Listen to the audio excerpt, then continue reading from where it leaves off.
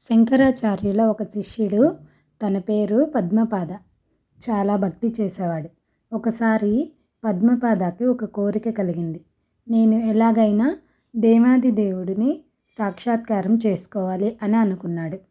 పద్మపాద అడవికి వెళ్ళి అక్కడ ఒక చెట్టు క్రింద కూర్చుని కళ్ళు మూసుకుని ధ్యానం చేస్తున్నాడు.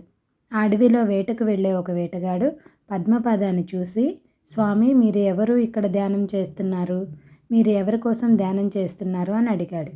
ఈ పద్మపాద అతనిని చూసి, ఇతనికి నేను నరసింహస్వామి కోసం అని చెప్పినా అర్థం కాదు అని మనసులో అనుకుంటూ మౌనంగా ఉంటాడు.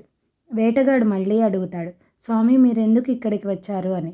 నేను ఒక జంతువుని వెతకడానికి వచ్చాను అంటాడు పద్మపాద. అప్పుడు ఆ వేటగాడు, నాకు ఈ అడవిలో మూల మూలలా తెలుసు, ఏ జంతువునైనా తీసుకొస్తాను చెప్పమన్నాడు.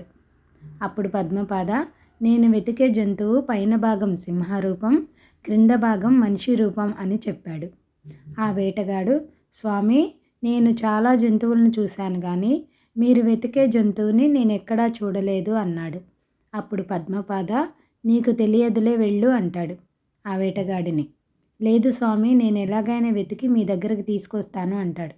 ఆ వేటగాడు అది నీకు దొరకదని చెప్తే అర్థం కాదా, వెళ్ళు అని కోప్పడతాడు.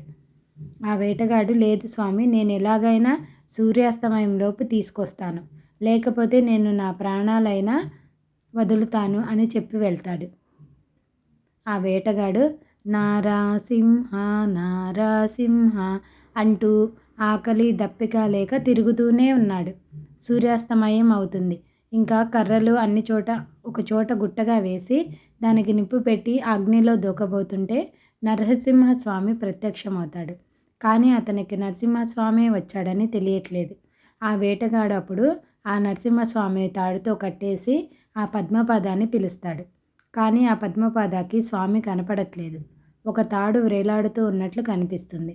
అప్పుడు స్వయంగా నరసింహస్వామి మాట్లాడుతూ, ఏ పద్మపాద, నీకు నన్ను చూసే సమయం ఇంకా రాలేదు, కానీ ఈ వేటగాడు నిస్వార్థంగా ఎలాంటి కోరిక లేకుండా నా నామాన్ని పలుకుతూ వెతికాడు అని నరసింహస్వామి అదృశ్యమవుతాడు. అలాగే మనం కూడా నిస్వార్థంగా భక్తి చేస్తే ఆ దేవాది దేవుణ్ణి చేరుకోవచ్చు. నరసింహదేవ్ భగవాన్కి జై. ఈ వీడియో కనుక మీకు నచ్చినట్లయితే please like and subscribe my channel. Thank you.